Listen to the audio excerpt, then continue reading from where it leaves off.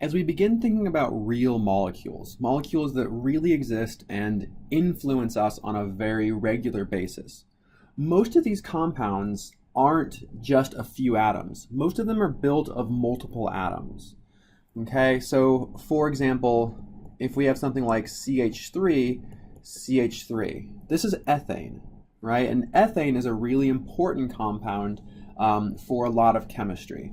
We can see things like CH3CO2H, or another way of writing this would be CH3COOH. Okay, this is acetic acid. It's vinegar. We could have something like CH2CHCH3, right? And the question becomes, how do you know where to put atoms when you're drawing these structures? Okay, and that's really kind of the point of this video, is to figure out ways to reliably predict where atoms are arranged relative to each other as you're drawing Lewis structures. Okay, so let's focus on ethane first. Okay, so whenever a compound only contains carbon and hydrogen, the arrangement of atoms is really simple. Okay, so hydrogen, we know, can only make a single bond. It has to be terminal, meaning that this carbon must be connected to these three hydrogens. So this carbon is attached to each of these three hydrogens. Okay, this carbon is also attached to this carbon. This carbon is attached to these three hydrogens. Okay, so when we draw this structure, we're going to have two central carbons, and they're attached to each other, right? So as our diagram here shows, we should attach these two carbons together. And we'll start off by linking them together with one covalent bond. Okay, this first carbon has three hydrogens around it. All right, and we can link each of those together. So we've formed three covalent bonds between carbon and hydrogen. This second carbon also has three hydrogens around it.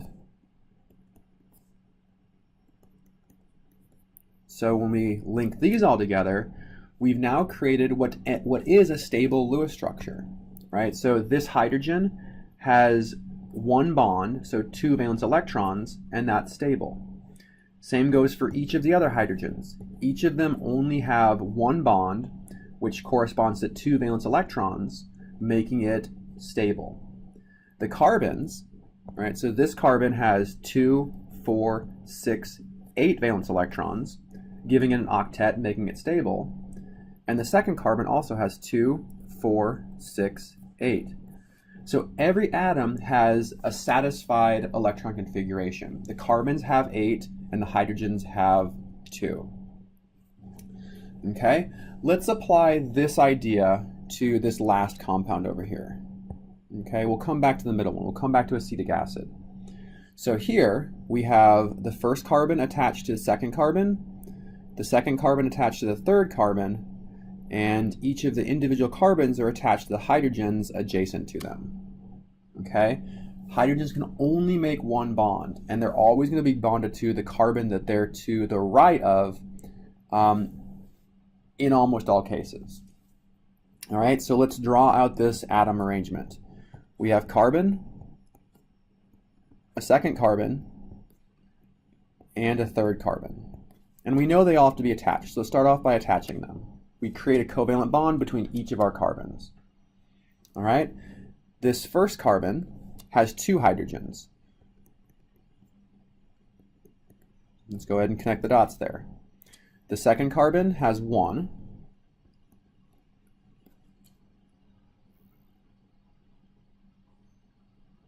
And the third carbon has 3.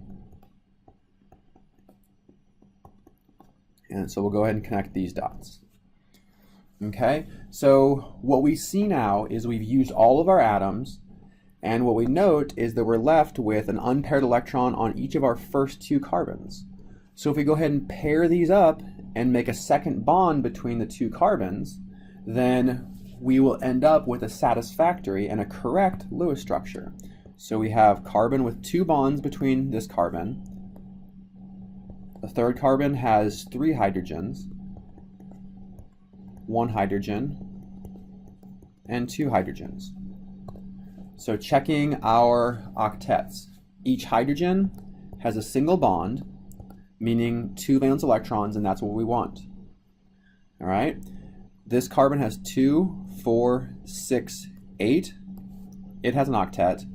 The central carbon, 2, 4, 6, 8. It has a satisfied octet. And our last carbon, 2, 4, 6, 8. So everything has a satisfied electron configuration. The trick to molecules like this is don't be afraid to create a double bond if you need it. You cannot add more electrons or remove electrons unless the molecule is an ion, and that'll be the subject of the next video.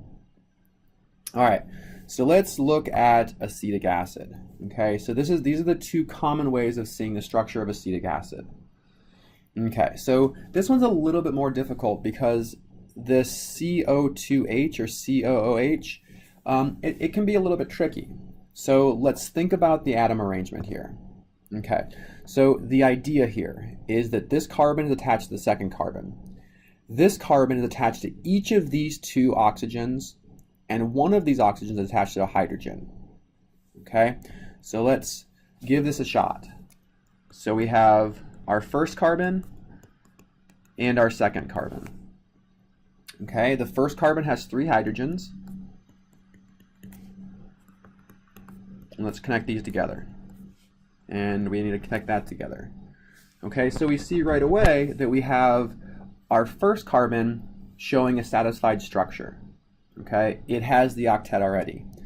The second carbon does not. So we now need to put these oxygens and hydrogens around it. Okay, and since this hydrogen is not shown right next to the carbon, that means the oxygen is not, or this hydrogen is not bound to our carbon. Instead, it's bound to one of our oxygens. So I have an oxygen here with 6 valence electrons, and I have a second oxygen with 6 valence electrons. And we'll add the hydrogen in a second. Okay, we know for sure that this central carbon must be attached to both oxygens, so let's make the bond. We've made that first bond. What this leaves us with is an unpaired electron on each atom, and remember we still need to add in this hydrogen. Okay, so let's go ahead and put the hydrogen on. We know it has to be on an oxygen atom because it's sitting next to an oxygen atom in our structural formula, in this formula here. So let's go ahead and put it here. We'll connect the dots. We're now left with a single unpaired electron on carbon and oxygen. So if we connect these dots, we'll end up with a good structure. Okay, so let's go ahead and redraw this and then make sure that we have a correct Lewis structure.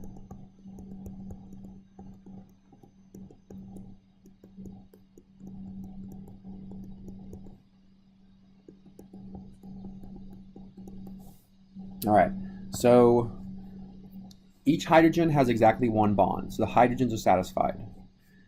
This first carbon has 2, 4, 6, 8 electrons. It's a satisfied octet. The second carbon has 2, 4, 6, 8. It's satisfied.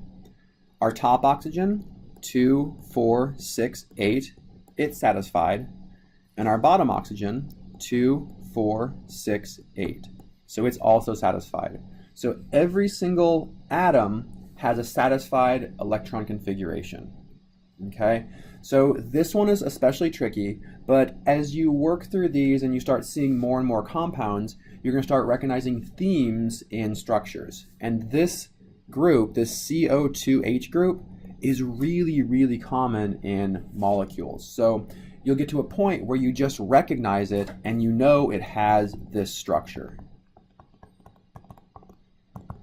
Okay, but to get to that point, you have to practice. You have to do a lot of these, to write a lot of these structures out.